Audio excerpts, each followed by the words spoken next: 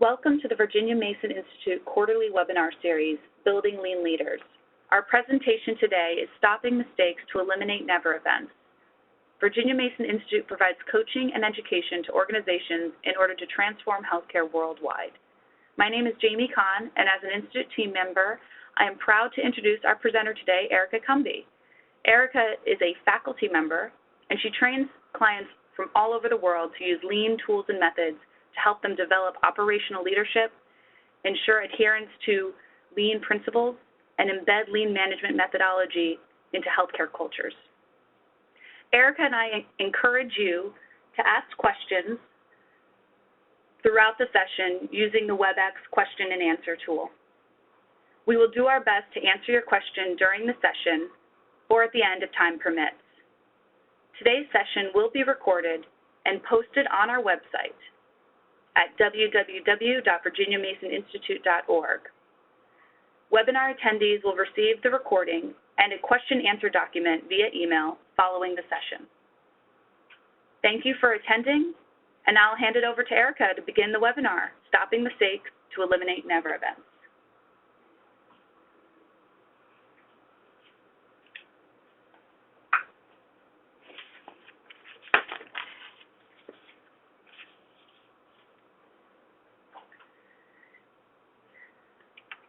Good morning, everyone.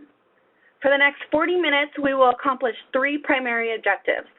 First, learn how the four elements of mistake proofing can reduce and eliminate never events. Second, explore how the Virginia Mason production system accelerates organizational process improvement within Virginia Mason. And third, review strategies to engage staff in safety. The term never event was first introduced in 2001 by the National Quality Forum in reference to particularly shocking medical errors that should never occur, such as wrong site surgery. Over time, the list has expanded to signify adverse events that are unambiguous, serious, and usually preventable. The NQF initially defined 27 such events in 2002. The list has been revised since then, most recently in 2011, and now consists of 29 adverse events grouped into 7 categories that Washington state law requires facilities to report whenever they occur. These 7 categories are surgical or invasive procedure, product or device events, patient protection, care management, environmental, radiologic, and potential criminal events. Some examples of never events are any stage 3 or stage 4 pressure ulcer acquired after admission to a healthcare setting, or assault of a patient or staff member within or on the grounds of a healthcare setting, and of course, patient death or serious injury are associated with a medication error. It is important to distinguish a mistake versus a defect. Defects are mistakes that go uncorrected. A never event would be categorized as a defect. Good people make honest mistakes. Most people come to work prepared and have the relevant knowledge to be successful. In a fast-paced, ever-changing environment, humans are going to make an average of 6 mistakes per day. Systems are not basically safe. People design safety into systems. The systems do not come that way. When managers blame individuals for mistakes, there is an underlying but unrealistic assumption that mistakes could be prevented if people would just be more careful.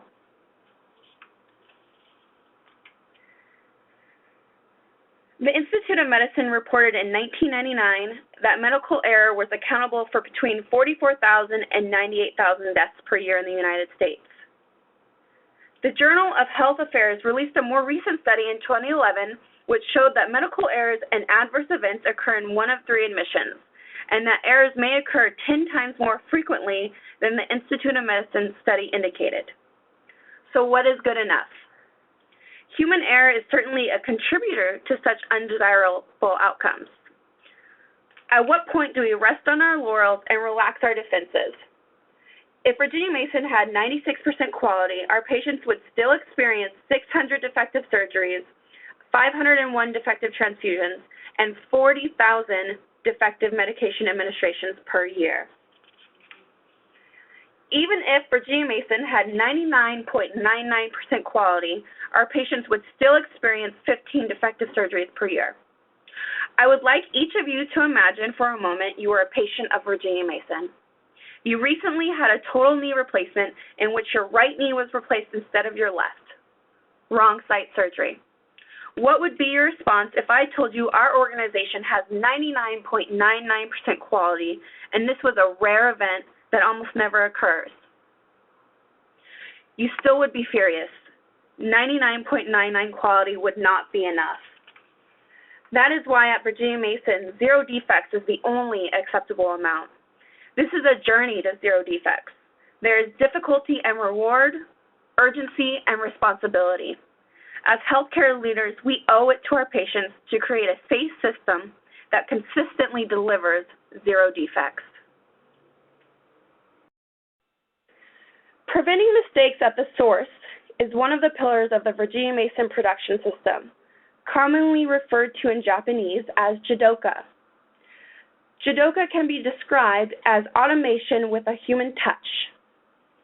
It refers simply to the ability of humans or machines to detect an abnormal condition in materials, machines, methods, or patients to prevent the abnormality from being passed on to the next process. Quality is built into the process. This principle gives team members the responsibility to check quality thoroughly at every stage of their work so that defects are not passed downstream. If a defect or mistake is identified, it is immediately addressed, even if this means temporarily stopping the process. Jidoka is supported by 4 basic elements of mistake proofing: inspection, visual control, standard work, and devices. Inspection is checking work to ensure it was completed correctly. There are 6 levels of inspection. The levels of inspection is a good way to gauge whether your staff are checking for defects, mistakes, or the ultimate goal, preventing mistakes. Healthcare organizations tend to rely on inspection and double checks, for which the focus is on finding mistakes before they reach the patient. 100% inspection is not 100% effective. Adding more inspection steps will not ensure quality outcomes. Think about where you work and how you use inspection. At Virginia Mason, it is required to have a nurse-to-nurse successive check when preparing to administer a high-risk medication. Ultimately, the goal is to create a system that would not administer medication if errors involving wrong dose, wrong drug, wrong patient, wrong time, wrong rate, wrong preparation, or wrong route of administration occurred. Again, adding inspection is not guaranteed to prevent never events. Inspection can move you one step closer to preventing them if, when a mistake is found, the root cause of that mistake is pursued to gain an understanding of how to eliminate it from reoccurring in the future.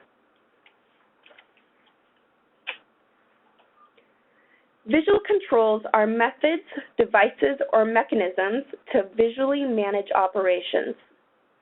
Visual control methods are everywhere. Think about it.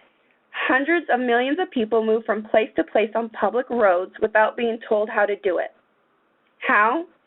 Everyone knows if they don't follow the rules, they are held accountable. They know what to do because of the traffic standards, and they know when and where to do it because of visual controls. There are 3 types of tools that can assist us with visual control.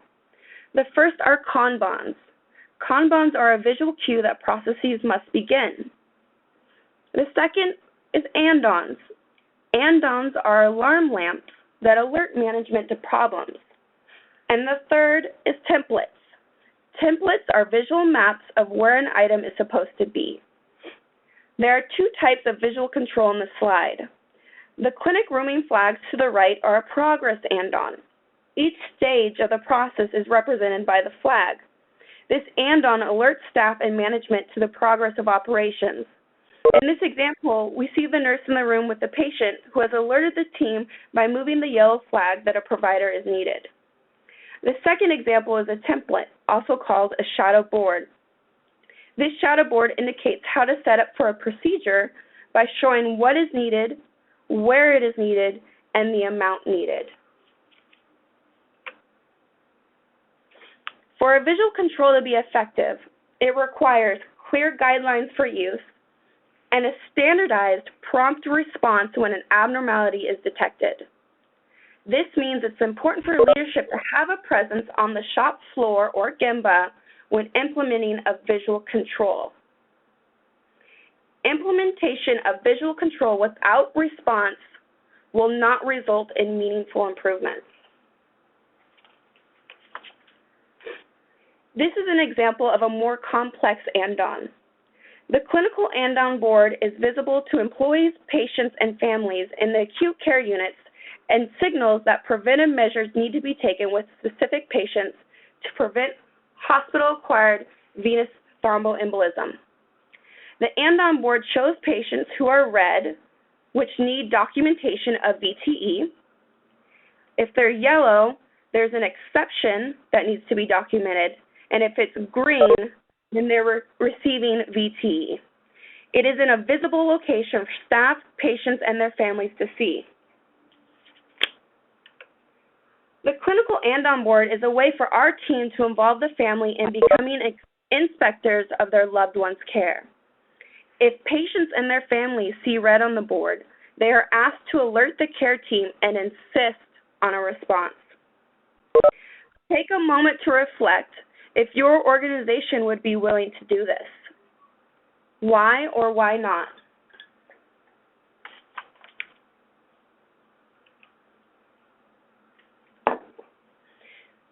Standard work is an agreed-upon repeatable sequence of work assigned to a single operator at a pace that meets customer demand. When we work with clients, we tell them that everything is all lies until they see it with their own eyes. Standard work is not what you have documented on a computer, it's what you see occur on the shop floor or gemba. Standard process is a repeatable routine. It decreases unnecessary variation. Variation can create defects and waste, whereas systematic standardization of quality leads to reliability. In healthcare, we do not have the right to take risks with patients just to establish our own autonomy. Without having a standard to measure a baseline against, there can be no improvement. The idea is to go through rapid learning cycles quickly without overprocessing. This allows for learning.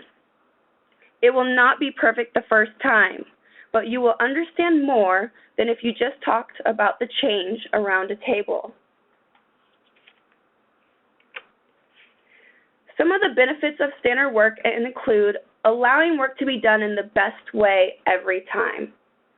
It assures the highest quality of output. It allows our teams to see waste.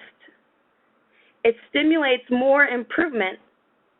As well, it assists with training and specifies responsibility and expected time for completion. The fourth element of mistake proofing is devices. Devices prevent mistakes from occurring. One technology for reducing handwriting errors for pharmacy prescriptions is electronic systems such as computerized physician order entry or other electronic medical record systems. The Leapfrog Group estimated that if CPOE were implemented at all urban hospitals in the U.S., almost 1 million serious medication errors could be avoided each year. We will now introduce to you our second poll. This will be a fill in the blank. The four elements of mistake proofing are inspection, visual control, blank, and devices. Standard work, MUDA, and olfactory are your answers.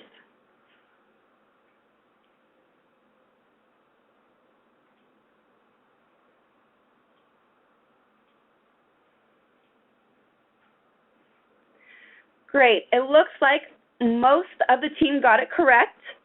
Standard work is the fourth element. We're now going to transition a little bit to talking about culture.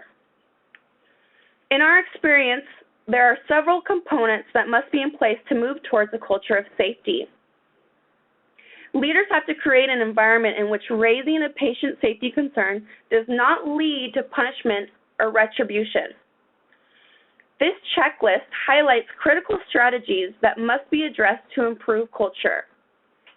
In reviewing the literature and based upon the key learnings at Virginia Mason, to create a culture of safety in which staff report errors, staff need to feel safe, they need to believe that something will be done, they need to receive praise for reporting, and they need to feel supported by each other in the reporting process. This is done by creating a learning culture, developing a culture of respect, designing safe systems in which they can report, and managing behavioral choices. We will first discuss designing safe systems. In 2002, all 32 of our executives went on a trip to Japan to see the Toyota production system in action. They were profoundly affected by the process of stopping the line. Each employee at the factory was empowered and expected to identify and correct mistakes before the next step. The leaders at the time had to ask themselves, how might this look in healthcare? What would be the obstacles in implementation? What was our culture of safety? And what would happen if someone in our organization pulled this cord? Would there even be a response? How quickly? And would the response be punitive or supportive? A system would require not only process, but cultural changes within the organization. At Virginia Mason, reporting problems, falls, and near misses leads to systematic improvement, not punishment. Staff have the ability to report via the web or phone 24/7. The Patient Safety Alert Team has a motto, you report, we sort. The PSAs are categorized into 3 levels, red, orange, and yellow. Red PSAs are life-threatening situations or never events, basically anything that could pose serious harm to a patient. This is approximately 2% of all PSAs reported in the organization. Red PSAs require immediate response within 24 hours and corrective action plans within 48. If the error is not correctable, then the line is stopped. All red PSAs require response and investigation by the chief of that service line. Corrective action plans are then presented to the board. Board members have the ability to accept or reject the countermeasures that were put in place by the operational leadership team and their staff. Safety is a concern from top to bottom in the organization. About 90% of red PSAs are closed upon presentation to the board. There are another 10% that are then turned away and asked to put in a better countermeasure in place because the board does not feel comfortable with the current countermeasures that have been implemented. Orange PSAs are less severe situations. They account for about 7% of all PSAs submitted. And yellow PSAs are slips or latent errors, any situation that can carry the potential for patient harm, like an expired tuna fish sandwich. This is about 91% of all of the PSAs submitted.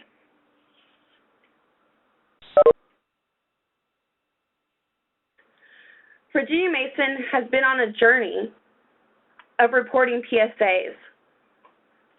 starting from 2002 having 0 all the way now to the goal of having 1,000 per month.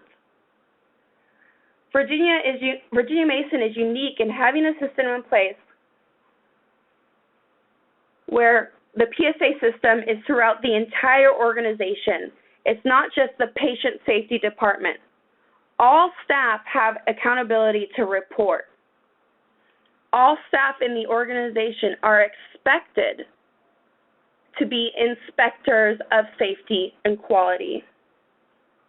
Leadership does the investigation and partners with their frontline staff on resolution.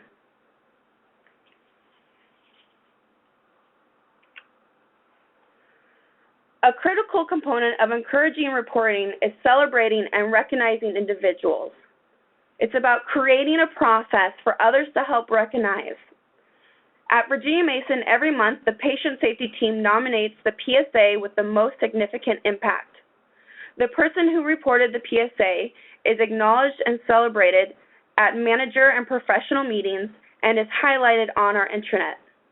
They also receive a ball that is signed by all the board members as a sign of a good catch. One example of a good catch is an RN received a medication order for her hospital patient, but something seemed off. She knew the medicine treated high potassium and high blood sugar, but she didn't think her patient had those conditions, and a quick blood check confirmed it. Also, her patient reported hearing nothing about getting a new drug that day. She immediately paged the treating physician, who, once notified, discovered the error right away. The drug ordered was for another patient. The RN discontinued the original order and told the relief patient that the medicine was not for her. Soon after, she filed a patient safety alert. Another good catch was a phlebotomist needed to use a butterfly needle to draw blood. She noticed after that product came apart, she didn't file a PSA right away, but when it happened again the next time, she did. As part of our system, we notify the vendor, and that PSA led to an international recall of that lot of butterfly needles. We celebrated and publicized that someone in an entry-level position was able to impact quality across the globe. Our patient safety alert team also publishes a newsletter. The newsletter is used to report lessons learned, trends throughout the organization, and recognize courage to speak up.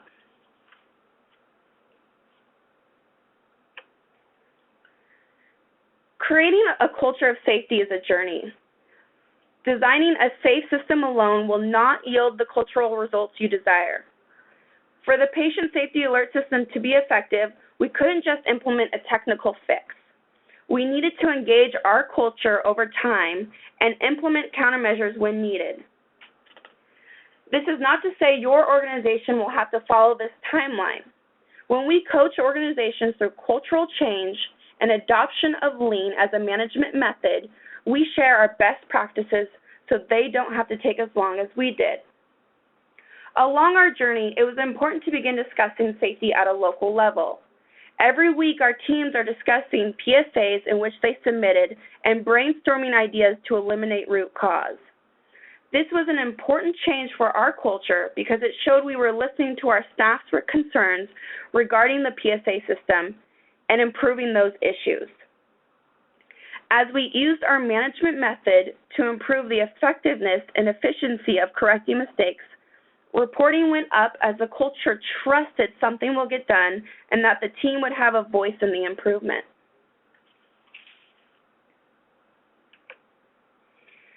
Foundational to creating a culture of safety is respect for people. On a visit to Virginia Mason in 2011, Lucian Leap introduced us to Paul O'Neill's construct of respect for people and reminded us that a medical center cannot be safe for its patients if it is not safe for its staff. The secret of the care of the patient is caring for the caregiver. On any given day, it was important that our staff could answer yes to these questions. Am I treated with dignity and respect every day by everyone I work with? regardless of my position or ethnicity? Do I have the knowledge, skills, and tools or support to do my job? Am I recognized and thanked for my contributions? Take a moment to reflect if your staff could say yes to these questions every single day in your organization.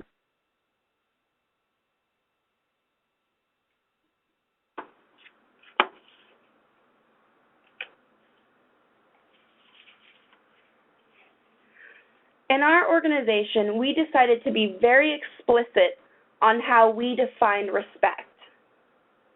We defined it as how we treat one another as a way we work together to create the perfect patient experience.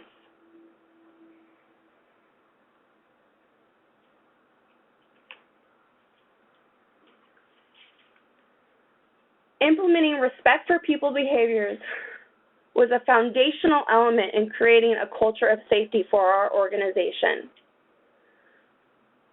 These 10 foundational behaviors you see in front of you were actually created by our frontline staff. This was not leaders sitting in a room coming up with all of the ways that they felt that the team could be respectful. It was a group of our frontline staff that felt like this was the best way to demonstrate respect in our organization. We don't use the M word frequently, mandatory training, but we actually trained all 5,000 of our employees at the time on our top 10 ways to show respect for people. This document is a living and breathing document that is consistently used in our organization. Every year, every leader and frontline staff member is required to pick 2 behaviors that they are going to work on throughout the year to demonstrate respect. These behaviors include listening to understand, keeping your promises, being encouraging, connecting with others, expressing gratitude, sharing information, speaking up, walking in other shoes, growing and developing, and being a team player. Every year, our CEO, Gary Kaplan, sends an email to the organization where he discusses how he has progressed on his 2 behaviors that he has chosen. Think about how powerful it would be in your organization if your CEO sent an email to all of the frontline staff explaining the progress that they have made on listening to understand and being a team player. We're going to go ahead and take a pause now and have our third poll. I'm challenging each of you to think about what are 2 ways in which you can show respect and start to create that culture of safety through respect with your frontline team.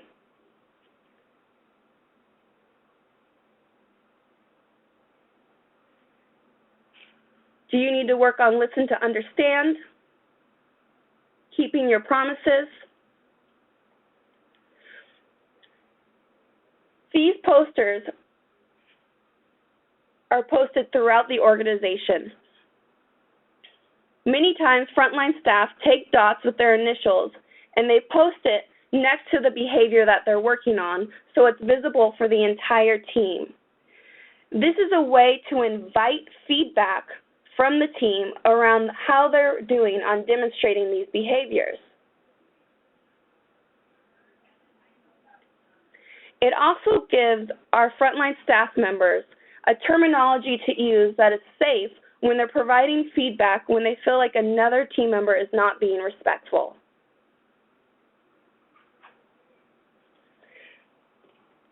When I worked in operations, one of the things that I did with my staff is I actually asked them to choose the 2 behaviors that they would like me to work on.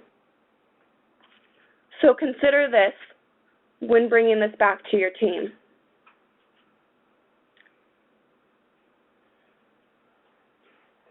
From the poll, it looks like most of the team members are working on listening to understand,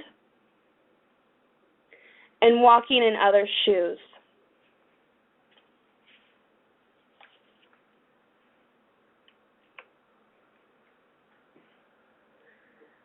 So all of this work has resulted in us achieving another milestone, which is exceeding 60,000 PSAs. Again, designing a safe system is very important so that your frontline staff have a way to report. But more important is promoting patient safety at the local level with your frontline staff.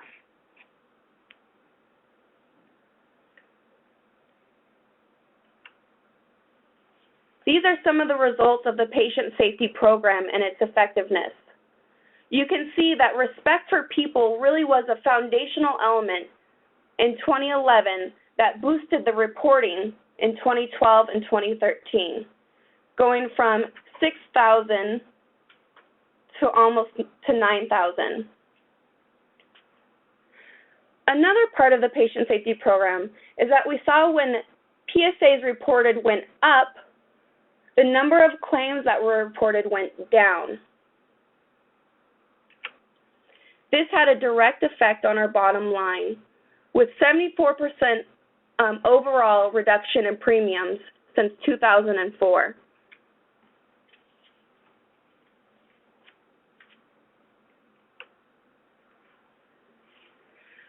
So why is culture so important? We recently had a sports medicine surgeon who used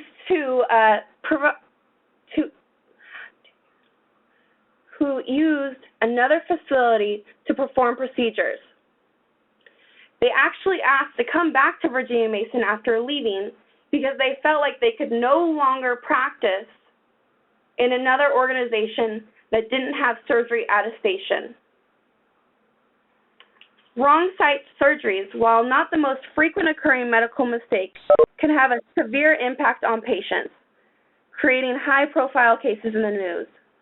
Mistakes like these can be mistake-proof through standardized work, including checklists, and visual management methods, as they are often caused by poor communication, time pressures, and organization dynamics that prevent people from speaking up.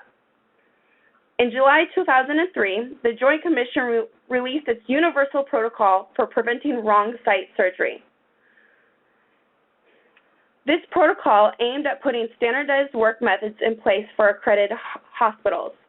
The three major components of the protocol are a formal process for pre-surgical verification, marking the operative site, and a timeout process done immediately before the procedure.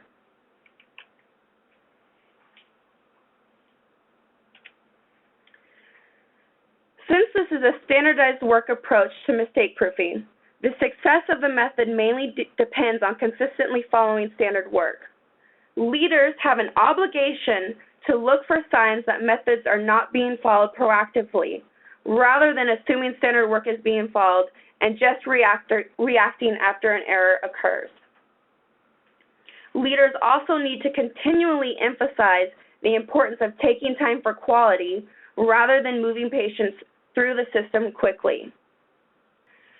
So the next thing we want to discuss is our third objective. It's about engaging all employees. At Virginia Mason, all employees are trained in the Virginia Mason production system. Every new hire gets a 2-hour orientation so that they have the basic lean tools when they go into the organization. And words like value stream map or 5S are not completely foreign. It's really important to involve employees in improving their own work. We do that at Virginia Mason through what we call a Rapid Process Improvement Workshop, which is a 5-day event where we take our frontline staff and improve a process that was chosen. We also do Kaizen events, which are 1 to 3 day events, where we again engage our frontline staff on problem solving. As lean leaders, we take off our Superman capes and become problem framers rather than problem solvers. We facilitate our frontline staff to do the problem solving at the front lines. Connecting the dots of organizational performance to work on the front line is fundamental in VMPS. Making sure staff engage with VMPS requires leaders who are out on the gemba or the shop floor to be discussing the organizational priorities, opportunities for improvement, and receiving feedback from staff on how they can help Virginia Mason achieve its organizational goals. Executives also have standard work for rounding on gembas throughout the organization. Senior leaders spend time engaging staff where they work to listen and solicit feedback and opportunities for making their departments and the whole organization better. If you were to be hired at Virginia Mason today, you would have two roles. The first is to run your business, and the second is to improve your business.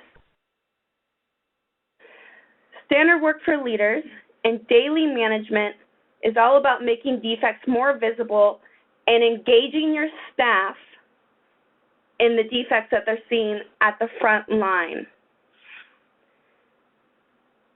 As defects are found at the front line, it is very important that you have the leader on the shop floor working with frontline staff to implement clear countermeasures rather than recreating the wheel each time there is a defect.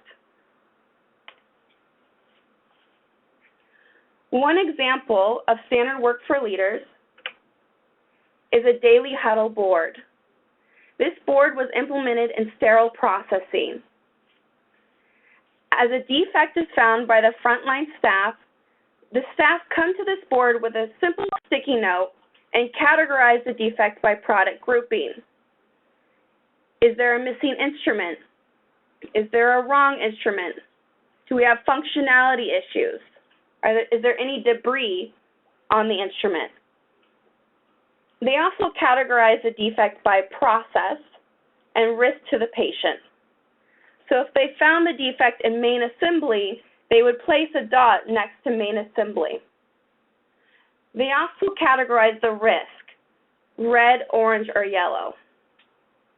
This tool is used by leaders to have a weekly conversation with frontline staff about the defects that they're occurring, as well as having idea forms present so that the team can brainstorm different countermeasures to reduce these defects.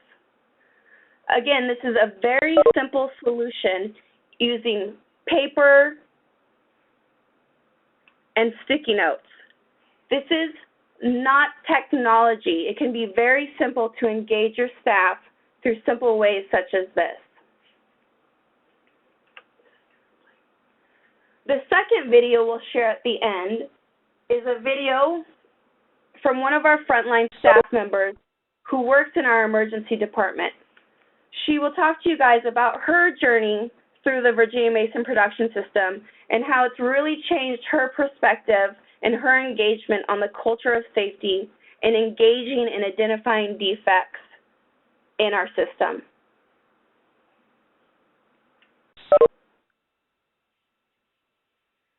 I want to leave you guys with two thoughts before we jump into question and answer. You can't create a culture of safety from your office. You have to go and see and be on the shop floor with your frontline staff. Our senseis tell us to have big eyes, big ears, and a small mouth. A good exercise is to go on a gemba and walk through a department looking for signs throughout that remind or tell employees to be careful. Each sign potentially is an indicator of a process problem and evidence that signs of root cause have not been properly addressed through mistake proofing. Examples of this are anytime you see, please remember, or don't forget, or at a nursing station, I've seen a sign such as avoid over-tightening syringes. We need to ask, why is this possible? How can you engage staff in idea generation around mistake proofing that can prevent these errors versus placing a sign in front of them to just remember not to do something? It is not enough to say that there is a new policy or process. Leaders must get on the shop floor to understand the barriers and resistance to adopting the new way.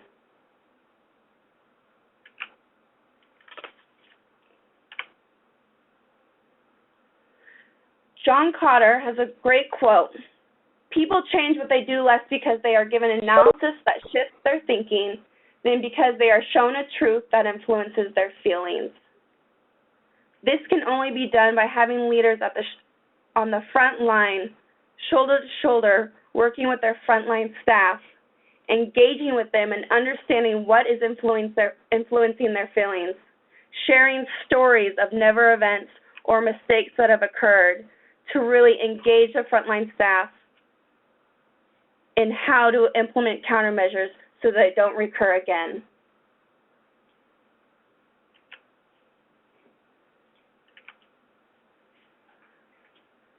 So we're now going to open it up for question and answer.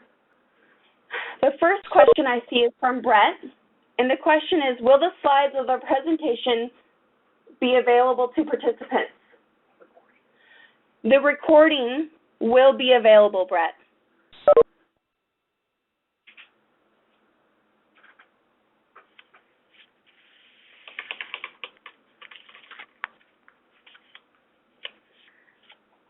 The next question is, how can I put a recognition program in place at my organization? So I would say you don't have to have a fancy system to recognize your employees. It is nice to have a formal system to use, but a simple thank you is good enough for many of our employees. Many of our leaders actually, when they first go into a department, have one-on-ones with their frontline staff where one of the questions is, how do you prefer to be recognized? Many staff prefer just a one-on-one thank you, an email, simple recognition things of that nature.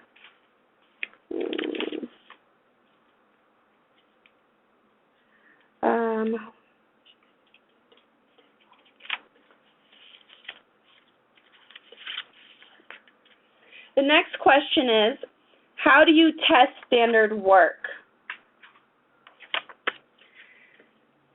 We test standard work using the PDSA process, the Plan, Do, Study, Act. It's working with your frontline staff to measure what the current standard is, understand that baseline metric, perhaps that's time, setting a target, and then testing over and over again with your frontline staff if the new standard work idea was implemented.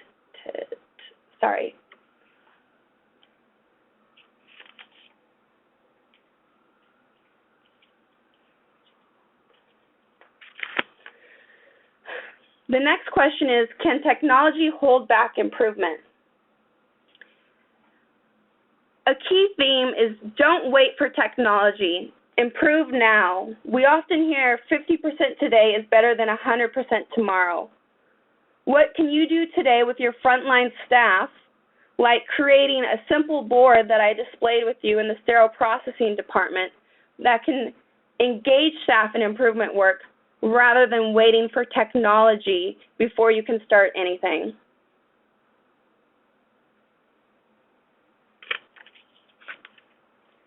The next question is, how do you gain consensus and what visual control to use? Again, this is about being on the shop floor, testing the visual controls with your frontline staff, and using objective measures such as time to understand which visual control is better.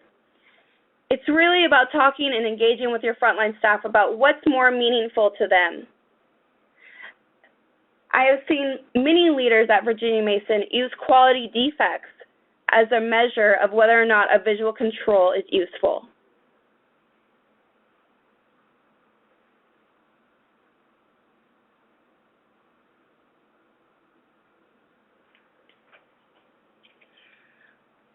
We have a question from Bob. Any experience with including patients, your customer, as members of improvement teams? Yes, Bob, definitely. We have our patient safety team actually has an entire program where we actually have patient family partners who may partner for us for multiple years on improvement events. Today in our culture, it is really rare to see not having a patient on an event actually. Typically on all of our rapid process improvement workshops, we always have at least 1 to 2 patients. We also use what we call experience-based design.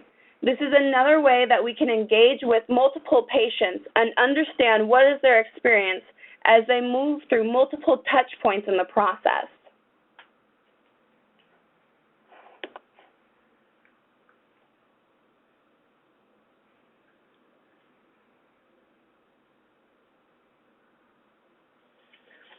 John asked, as a manager, ensuring that process changes remain in place is one of my biggest challenges. We all have experienced a great idea that drops by the wayside after 6 months. Thoughts? Sustaining change can be difficult. I definitely agree, John. We have seen change go by the wayside as well in our organization. I would say one of the greatest ways that we've been able to sustain change is through daily management, having standard work for leaders, making the work visual through the production boards, and having a consistent place to talk and engage with our staff on the change that we're implementing. It's also been very important for our leaders to get out on the shop floor and actually check and ask staff on how standard work is working for them.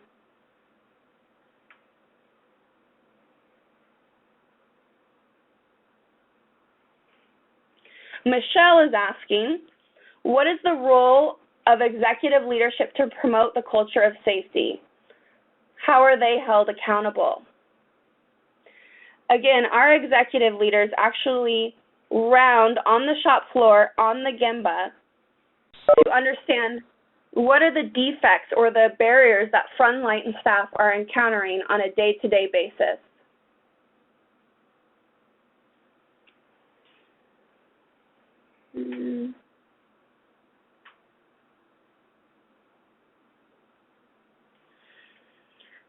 Doug is asking what level of training or expertise in lean is required for managers versus supervisors versus directors and above.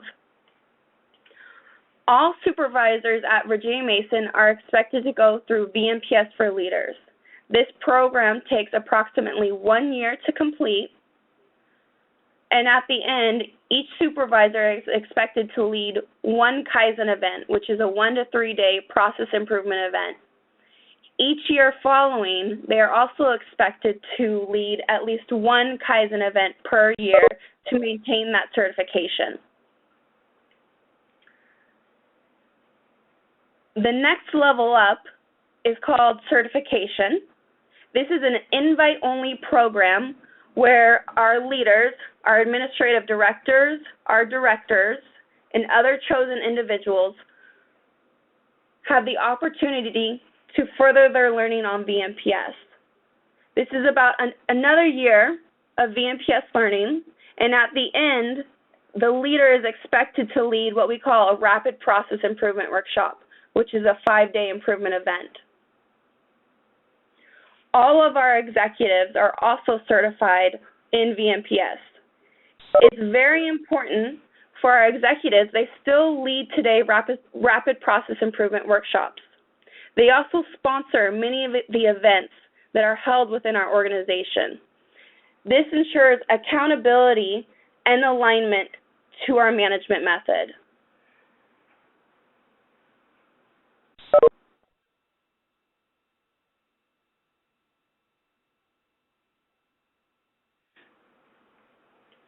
James is asking, how does VM handle the volume of safety incident reporting? Do you have a process and staff that address lower-level no-harm events that, if analyzed in aggregate, may reveal safety issues? Yes, James, The patient safety alert team are the ones that actually categorize all of the events. The yellow categorization is actually responded to at the local level by the frontline leader, where they do root cause analysis with their frontline staff. All of the PSAs are analyzed to see if there are reoccurring trends through the organization that need to be bumped up then to an orange or red PSA.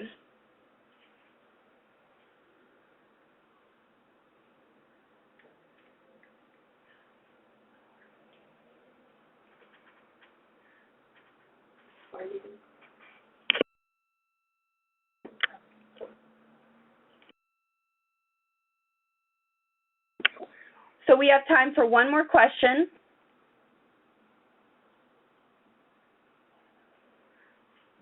Jody is asking, how does VM prioritize lean efforts for rapid improvement RPIWs? Again, this gets back to the role of the sponsor. Our executives sponsor our RPIWs and ensure that there is an alignment with the organizational goals.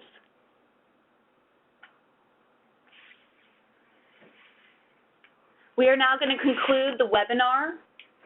Thank you so much for everyone for attending. As stated earlier, the webinar is being recorded and will be posted on our website at www.virginiamasoninstitute.org under our knowledge base. Additionally, webinar attendees will receive a copy of the recording and a question-answer document where we have write out all the questions that came in today with the appropriate responses via email following the session. Check out our upcoming events on our website at www.virginiamasoninstitute.org/calendar and connect with us on Facebook, LinkedIn, Twitter to stay up to date on lean healthcare topics. Thanks everyone for attending, and we look forward to seeing you next time. Have a great day.